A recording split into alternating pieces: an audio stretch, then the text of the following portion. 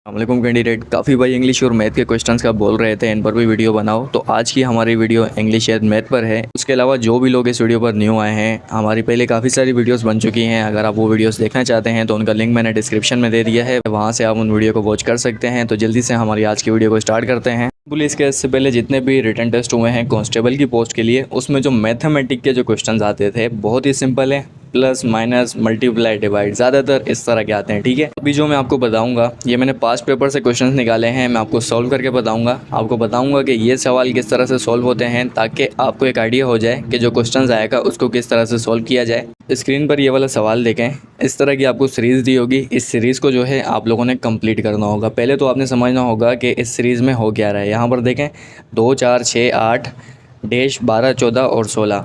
अब यहाँ पर देखें क्या हो रहा है, एक नंबर छोड़ के अगला नंबर लिखा हुआ है। देखें 2 के बाद 3 छोड़ के 4 लिखा हुआ है, 4 के बाद 5 छोड़ के 6 लिखा हुआ है, 6 के बाद 7 छोड़ के 8 लिखा हुआ है।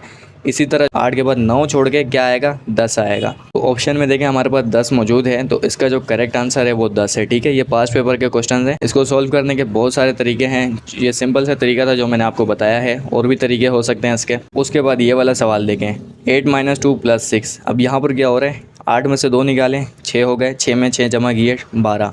तो ऑप्शन में देखें यहाँ पर 12 मौजूद है, तो इसका जो करेक्ट आंसर बनता है 12। अब यहाँ पर देखें एक क्वेश्चन ये वाला है, 19 में 12 जमा किए, 12 में 13 जमा किए, 13 में से 15 निकाले, जो आंसर बना उसको 3 से डिवाइड किया, तो इसका जो आंसर आता है 39 इसका करेक्ट आंसर बनता है।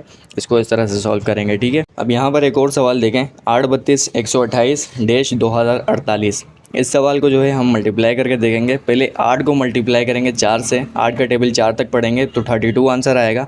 32 का टेबल 4 बार पढ़ेंगे तो 128 आएगा। इसी तरह 128 का टेबल 4 बार पढ़ेंगे तो 512 आंसर बनता है इसका। नीचे ऑप्शन में देखें हमारे पास 512 मौजूद है, तो इसका जो करेक्ट आंसर है 512 है। अब 512 को 4 बार करेंगे तो 2048 इसका आंसर बनता है। इस तरह से मल्टीप्लाई के क्वेश्चन भी आपके पास आते हैं। तो पहले आप समझिएगा कि सीरीज़ में क्या चल रहा है, फिर उसके मुताबिक जो है आप इसे सॉल्व करना। इसी तरह अगला सवाल है, यहाँ पर देखें प्लस वाला है। अब इसमें पॉइंट वाली वैल्यू है, तो इसको लेकर आप परेशान मत होना। स्टार्ट की जो वैल्यू है पहले उसको प्लस करें। देखें 8 और 7 जो है 15 बनते हैं। उसके बाद जो पॉइंट वाली वैल्यू है 3 और 4 7, 3 और 4 7, तो इसका जो सिंपल आंसर बनता है यहाँ पर देखें ऑप्शन बी 15.77। बहुत ही सिंपल आसान क्वेश्चन हैं। ये सारे मैंने पुलिस के पास्ट पेपर से लिए हैं, जो अभी तक पुलिस के पेपर हुए हैं उनमें से मैंने निकाले हैं। ठीक है, इसी तरह अगला सवाल देखें 100 × 100 डिवाइडेड बाई 10। इसमें जो है आप पहले 100 को 100 से मल्टीप्लाई करेंगे, उसके बाद डिवाइड करेंगे 10 के साथ, तो इसका जो आंसर आएगा आप ऑप्शन में देख लें। ठीक है, उसके बाद अगला सवाल है, यहाँ पर देखें 7 × 17 - 3। अब पहले जो है हम इसमें 7 में 17 जमा करते हैं, 24 बनते हैं। 24 में हम 3 निकालेंगे तो पीछे जो हमारी वैल्यू बचेगी 21 इसका आंसर है। ये था प्लस माइनस वाला। अब एक सवाल जो है मैं आपको देता हूँ, आप इसका आंसर मुझे बताएं। यहाँ पर देखें ये क्वेश्चन है, ये सीरीज़ है आपके सामने 30 27 24 डैश 18।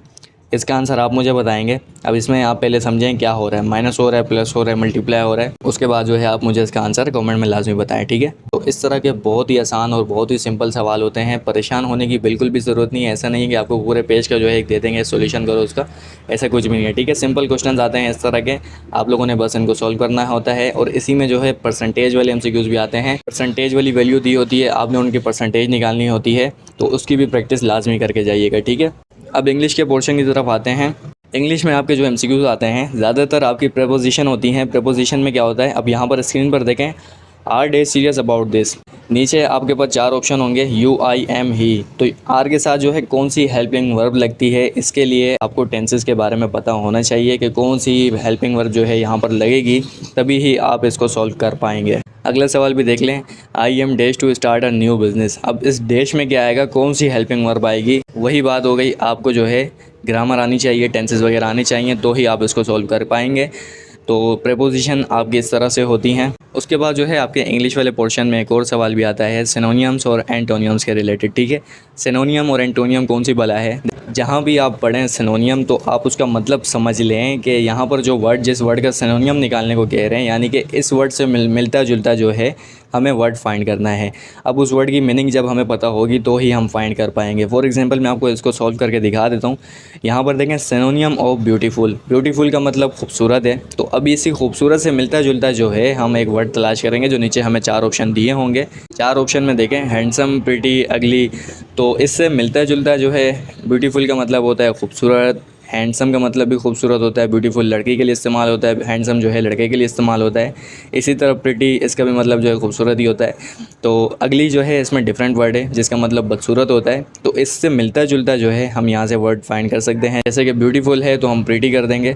तो सिनोनिम्स में जो है आप लोगों ने जो भी अल्फाज आपको दिया होगा उससे मिलता जुलता वर्ड आपने फाइंड करना होगा, ठीक है। इसके लिए आपको वर्ड मीनिंग का आना बहुत ज़रूरी है। आपको हर वर्ड की जो है मीनिंग पता होनी चाहिए, इस वर्ड के उर्दू में क्या मायने हैं। उसके बाद आ जाता है एंटोनियम। एंटोनियम में क्या होता है? सिनोनियम में तो हमने देखा कि जो वर्ड हमें दिया जाएगा उससे मिलता जुलता निकालेंगे, लेकिन एंटोनियम्स में क्या होगा, जो वर्ड हमें दिया जाएगा उसका उलट निकालेंगे। सॉल्व करके देख लेते हैं कि यहाँ पर एंटोनियम ऑफ ब्यूटीफुल, ब्यूटीफुल का मतलब है खूबसूरत, तो अब इसका उलट क्या बनेगा? बदसूरत। अब जो ऑप्शन हमें नीचे दिए होंगे पहले तो हम उन ऑप्शन में फाइंड करेंगे कि बदसूरत को जो है इंग्लिश में क्या कहते हैं। तो इस तरह देखें हमारे पास 4 ऑप्शन है, हैंडसम, प्रिटी एंड अगली। अगली का मतलब होता है बदसूरत, तो इसका जो आंसर बनेगा अगली। इस तरह से सिनोनियम और एंटोनियम जो है आप सॉल्व करेंगे। इसके लिए आप जो है इंपॉर्टेंट जितनी भी वर्ड मीनिंग है आप उनको याद कर लें, तो आप जो है इनको इजीली सॉल्व कर लेंगे। उसके बाद जो है बीच में करेक्शन ऑफ स्पेलिंग के भी 1-2 एमसीक्यूज आ जाते हैं। उसमें क्या करना होता है मैं आपको सॉल्व करके बता देता हूँ। यहाँ पर देखें एक एमसीक्यूज है हमारे पास, आइडेंटिटी द करेक्ट स्पेलिंग। अब ये जो नीचे हमें 4 स्पेलिंग दी हुई हैं इसमें से करेक्ट स्पेलिंग जो है हमने फाइंड करनी होती है। यहाँ पर देखें LATTER, लेटर LATER, LATTER। तो लेटर की जो करेक्ट स्पेलिंग है वो LATTER है। स्पेलिंग के बारे में आपको पता होगा तो आप इनको इजीली सॉल्व कर लेंगे। तो ये थे कुछ एमसीक्यूज़ मैथ, इंग्लिश, ग्रामर के। इन एमसीक्यूज़ के रटे नहीं लगाए जा सकते, इनकी प्रैक्टिस करनी होगी आपको। होप इस वीडियो में जो मैंने आपको समझाया है आपको समझ आया होगा। अगर मजीद कोई क्वेश्चन है तो आप नीचे कमेंट सेक्शन में पूछ सकते हैं। यदि आज की वीडियो को लाइक कर दें, चैनल को सब्सक्राइब कर दें। मिलते हैं नेक्स्ट वीडियो में, तब तक के लिए अल्लाह हाफिज़।